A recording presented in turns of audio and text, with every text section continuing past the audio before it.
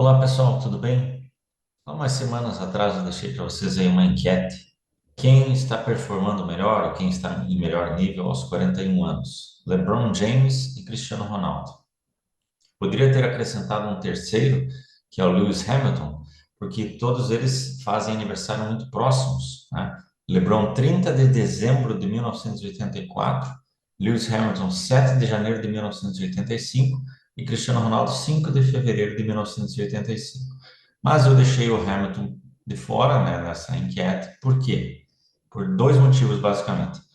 Primeiro, porque eu sei, né, da dificuldade que é de comparar automobilismo, que é um esporte híbrido entre coletivo e individual, mas que requer uma série de habilidades outras, diferentemente de dois esportes coletivos que, ainda que diferentes, requerem certos recursos e objetivos, e dedicações e valores em comum, né? Basquete e futebol.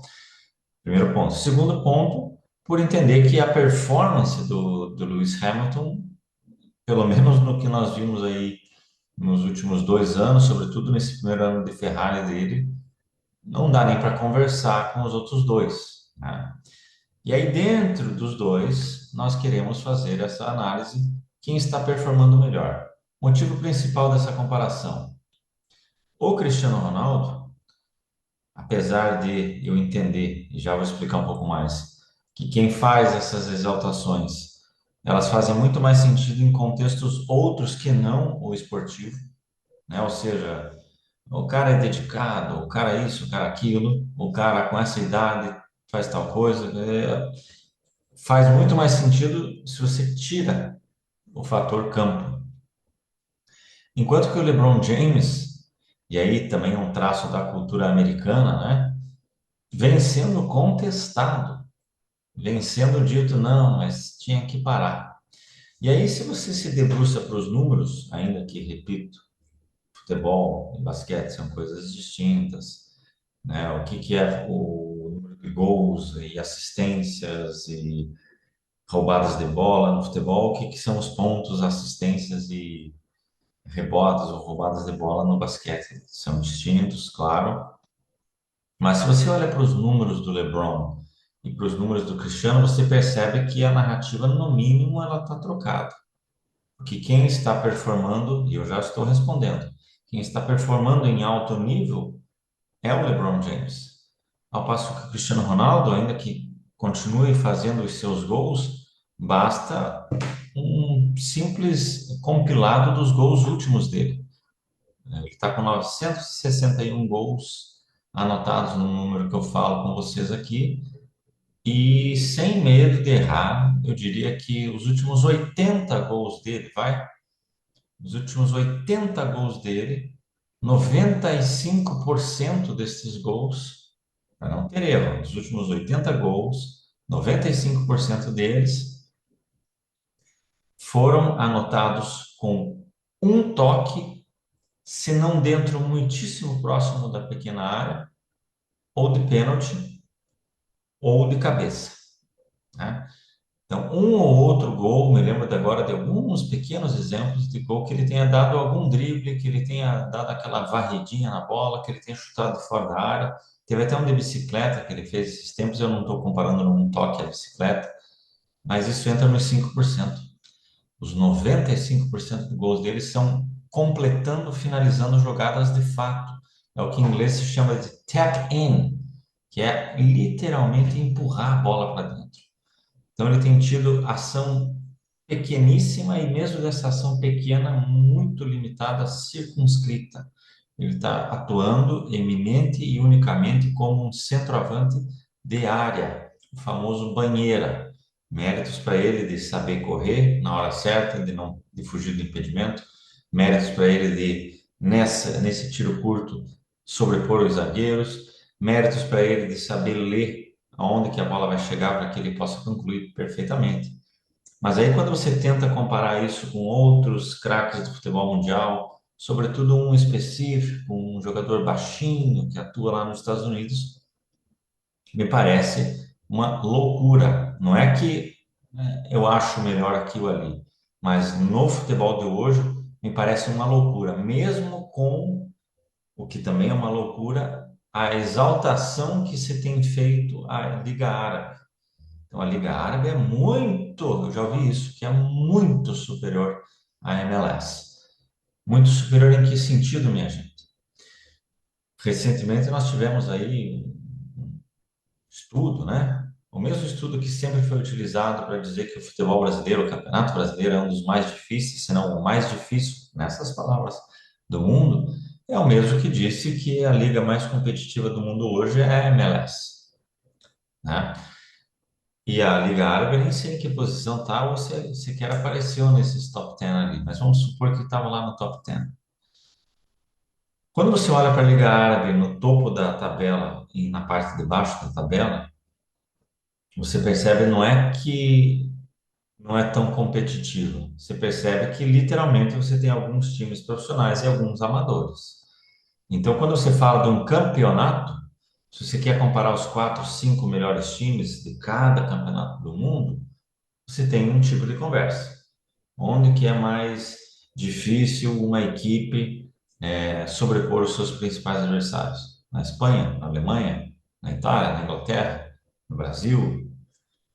Agora, quando você fala de um campeonato inteiro, de enfrentar todos os adversários, e ali na Saudi Pro League você tem 18 equipes, portanto, cada equipe enfrenta duas vezes 17 outras equipes, quer dizer que pelo menos, sem medo de errar, pelo menos desses 34 jogos somados, em torno de 20 vão ser literalmente jogos contra amadores, certo? Vão ser jogos em que uma vitória por menos de 4 gols de diferença deve ser considerada uma zebra. E aí você pega numa MLS que você tem esses caras bizarrinhos, com certeza, mas que no geral você tem um padrão de competitividade que é semelhante. E lá na ponta você tem outros clubes com vários atletas de alto nível também. Então dizer, você pode até achar que a Saudi Pro League, na minha visão, não, é melhor do que a MLS. Mas quão melhor é outra discussão. E de todo modo, todas as duas elas estão consideravelmente abaixo das cinco ligas europeias, estão abaixo do próprio Campeonato Brasileiro, Campeonato Argentino, com toda certeza. E aí a pergunta é: quão relevante é um jogador que atua na Saudi Pro League aos 41 anos, fazendo meio gol por jogo, um gol a cada 2 jogos, nessa média, todos eles dentro da pequena área, todos eles finalizando alguma jogada ou de pênalti? Quão relevante que isso é para uma discussão ampla na história do futebol? Francamente.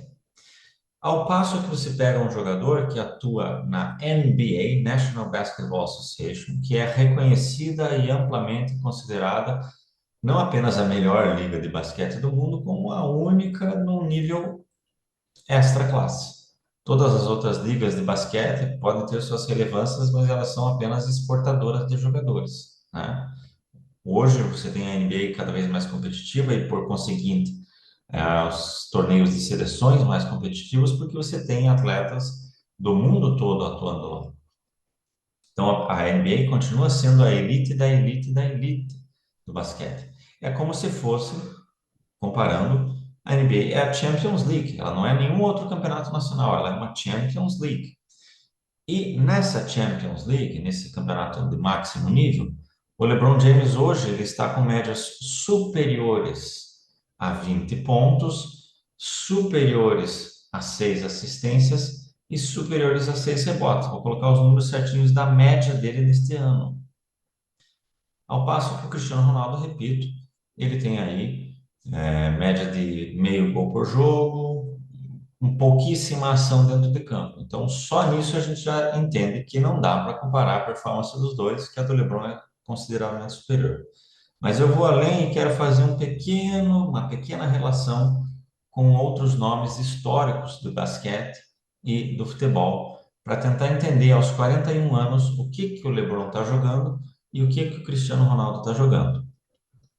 Eu pensei inicialmente em fazer um contraponto lá para trás de Stefano no futebol e Kareem Abdul-Jabbar no basquete, porque são dois atletas, na minha visão, tanto o Stephen quanto o Kareem, quanto o Cristiano, quanto o LeBron, quanto os outros dois que eu vou falar, são atletas que estão, independente da questão que se coloque, entre os cinco maiores de todos os tempos, né? No caso, Cristiano e LeBron, de Stefano e Kareem Abdul-Jabbar estão entre os cinco de todos os tempos do basquete e do futebol, ok? E os outros dois atletas que eu vou citar, um no basquete está entre os top 3 de todos os tempos, e do futebol que eu vou citar está entre os 15 de todos os tempos, sem a menor discussão. Então, eu poderia comparar com Kareem e de Stefano, porque todos esses dois, aos 40 para 41 para 42 anos, também conquistaram títulos, fizeram gols e momentos importantes. Mas está muito longe no tempo e também no caso do LeBron com o Kareem tem a questão da posição que é muito diferente também. Então eu vou trazer aqui algumas questões de Michael Jordan no basquete e Romário no futebol. Estes dois atletas, Jordan e Romário, com as mesmas idades, meses de diferença em alguns casos, estavam atuando na NBA e no Campeonato Brasileiro, estaduais, no caso do Romário, em comparação a Cristiano Ronaldo e LeBron James com as mesmas idades. E a conclusão muito simples é que a performance do LeBron hoje é superior àquela do Michael Jordan, nessa mesma idade, e a performance do Romário é superior à do Cristiano Ronaldo na mesma idade. Repito, Campeonato Brasileiro, alardeado por aqui como um dos mais difíceis do mundo, nós tivemos o Romário, certo? Aos 39 anos, sendo artilheiro do campeonato, ok? 2005. Nos dois anos posteriores, 2006 e 2007, ele continuou performando, continuou fazendo minutagem limitada, mas fazendo coisas. Outro dia eu vi um vídeo, coloco para vocês a dica, o Romário em 8 toques fez 3 gols numa partida do Campeonato Carioca. O que que aconteceria na mídia de hoje se o Cristiano Ronaldo o fizesse? Ele entrasse num dos jogos aí, né, nos minutos finais, qualquer que fosse o jogo, qualquer que fosse o adversário, ele entrasse e com 8 toques na bola ao todo, uma tabelinha, um passezinho aqui para receber na frente, fizesse 3 gols. O que que aconteceria no Twitter, no Facebook, no Instagram hoje? Pensa. A verdade, então, portanto, minha gente, é que o Romário, ele, na pior das hipóteses, ele performava melhor do que o Cristiano Ronaldo performa hoje. Que, repito, o Cristiano Ronaldo joga de forma limitadíssima, ele não dá nem o drible curto. Ele é o cara que corre e que chega na bola antes do zagueiro, estica bem a perna, se posiciona muito bem, ok? Mas é isso que ele faz. Ele pouquíssimo ou nada contribui para a equipe. Repito, pouquíssimo ou nada. Então você vai elogiá-lo por conta da sua liderança, por conta da sua dedicação, por conta da sua obsessividade, por conta do seu profissionalismo. Perfeito. Vamos fazer estudos sociológicos, vamos ver aqui se estamos diante do caso de um dos maiores atletas de todos os tempos no quesito influência e legado. Quantas gerações, quanto de impacto que ele trouxe para a própria sociedade como um todo. Perfeito. Agora, quando você transpõe isso para colocá-lo entre os melhores jogadores de todos os tempos e, sobretudo, querer colocá-lo à frente de outros, aí me parece uma loucura, me parece um fanatismo e uma falta de conhecimento óbvio do que é o futebol. O que é saber ou conhecer de futebol, gente?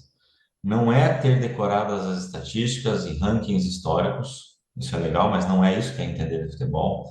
Não é a linha de três, o último terço, é tática, entender taticamente o futebol e saber quais são os esquemas, isso não é entender de futebol. E também entender de futebol não é você ser um jogador amador ou semiprofissional, ou jogar bem, né? Saber como é difícil e se colocar, e aquilo que o fulano fez, isso também não é entender de futebol.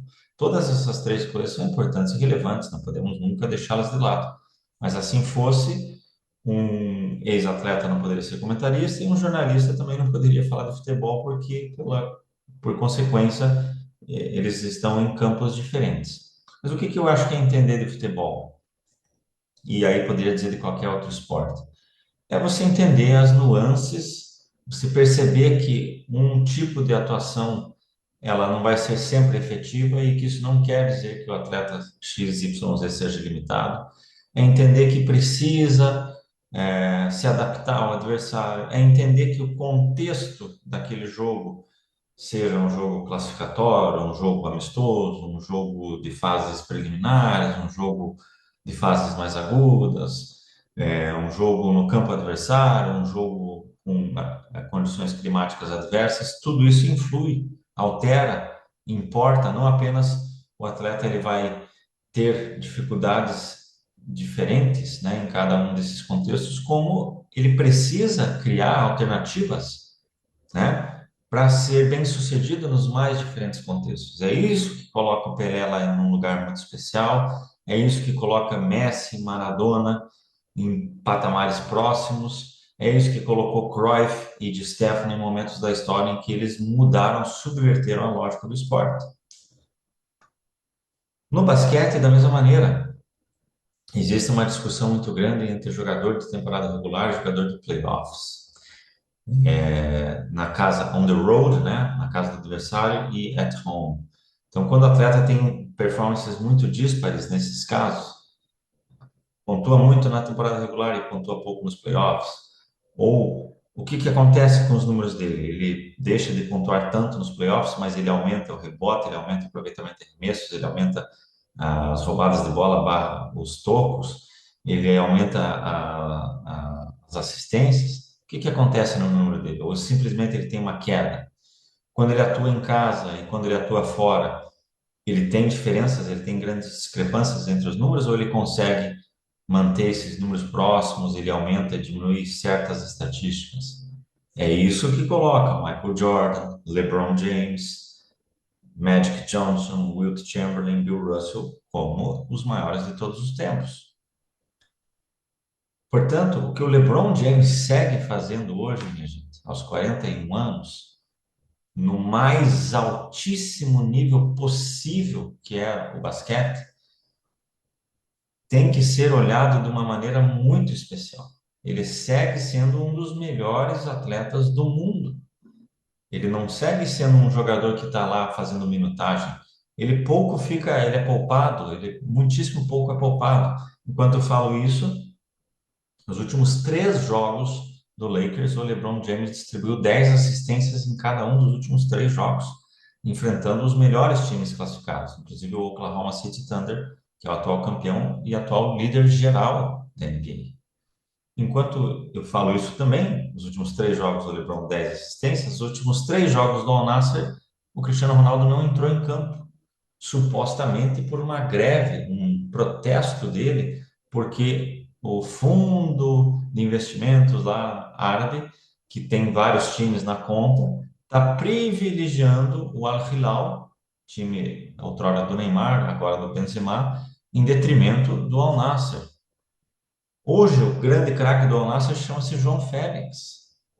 João Félix, que também é da seleção portuguesa, que estava há pouco aí no Atlético de Madrid. O que que ele está fazendo lá na Liga Árabe, gente? O cara está deitando na Liga Árabe. Mas não, o holofote é porque o Cristiano Ronaldo fez X gols e ele está próximo do 1.000.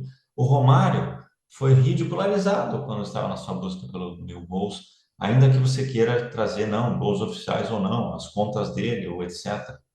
Tem os números do Romário, vou colocar para vocês. Não são 1.003 gols de fato, como ele alegou, mas são muito mais do que 900, que a imprensa tenta limar para os 700 e X. E ainda que, aos 41 anos, depois de terem completado 40 anos, anotem essa, por favor, depois de terem completado os 40 anos, Romário tem mais gols marcados do que o Cristiano Ronaldo. E depois de terem completado 40 anos, ou já nos 41 anos, porque o Jordan é de 17 de fevereiro de 63, portanto ele atuou até início de maio, final de abril, metade de maio de 2003, portanto já com 41 anos completos. ele tinha menos performance do que o LeBron James tem hoje, ainda que todos os contextos devem ser levados em consideração. Portanto, pessoal, não apenas o LeBron James está em melhor nível do que o Cristiano Ronaldo aos 41 anos, como, na minha concepção, LeBron James está na história do basquete num patamar consideravelmente maior do que o Cristiano Ronaldo no futebol. Beleza, pessoal? Um abraço a todos.